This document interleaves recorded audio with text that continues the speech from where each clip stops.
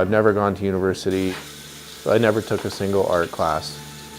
I didn't even take shop metalwork in high school.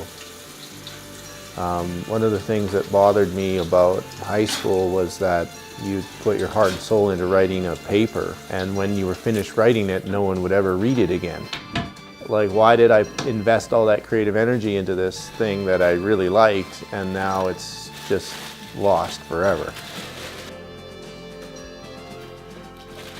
In part of my apprenticeship, the guy who trained me would get me to make certain things based upon some of the kind of masters of designs. Guys like Charles Rene McIntosh, who was an Art Nouveau designer in the early 1900s. And so what I was learning was design is essentially art. That's what kind of got me into the trajectory of becoming an artist. I kind of had this philosophy, if you were an artist, you were going to starve to death. So I wasn't really interested in doing that when I was at that age.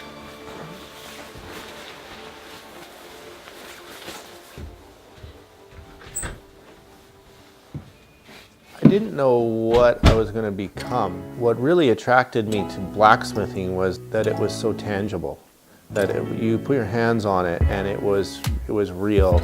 And when you finished making it, it was permanent. I knew that when I made something that was going to go out into the world, and it was going to be beautiful, and it was going to be good, and it was going to be useful, and it was going to be a part of somebody's life for a really long time. And I was really attracted to that. It was blacksmithing that drew me to art.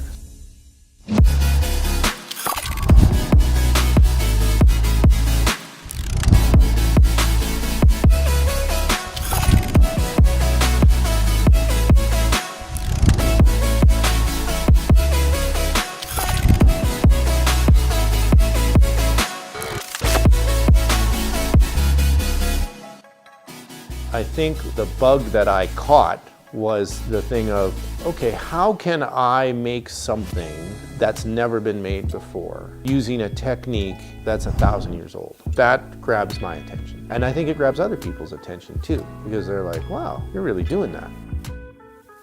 A lot of people are really intrigued by it because they're aware of that dichotomy and that tension between, okay, our world is modernizing and becoming more automated. And here you are doing something that's not automated, it's very manual, should be something that's obsolete based upon our technological abilities with steel. Like, I mean, you look around at what we've created in this world out of this material, and machines do the lion's share of the work. You know, you really shouldn't be needing to do it the way they did it 1,000 years ago. So people are really intrigued by that. Not everyone likes what I do, which I'm okay with. You know, like one time I was at the dollar store paying for something, and this girl saw my credit card said Blacksmith on it, right? And she was, Blacksmith? Like, well, what do you do? And I said, well, I make hand-forged art. And she says to me, well, what's an example of that? I said, well, have you ever seen that tree by the Royal Bank with the steel globes in it? She goes, you made that thing? I hate that thing. I would rather have that reaction than the reaction that I get from a lot of people in Cranbrook, which is, oh, I've never seen that. There's people in Cranbrook who have never seen a spirit tree, don't even know what it is. They walk past it, drive past it, they don't even know it's there. That bothers me more than the people who have a reaction to it, because there's some people who define art as anything that invokes a response. I like that definition, because when you do that, if you get a response, you know you've made art, good or bad. You know you made art.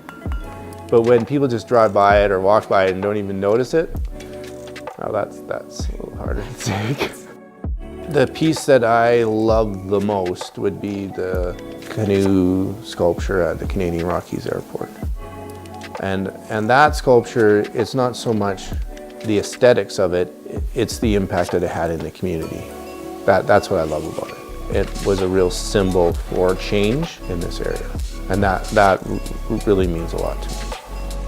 Artist, that's a tough gig. And it still is a tough gig. And you still don't make a lot of money doing it. But it was determination and just stubbornness. Just never quit. Never, never, never, never, never quit. I mean, it's hard. There's been times where I haven't had 20 bucks, period. But this is what I want to do, and I'm going to do it.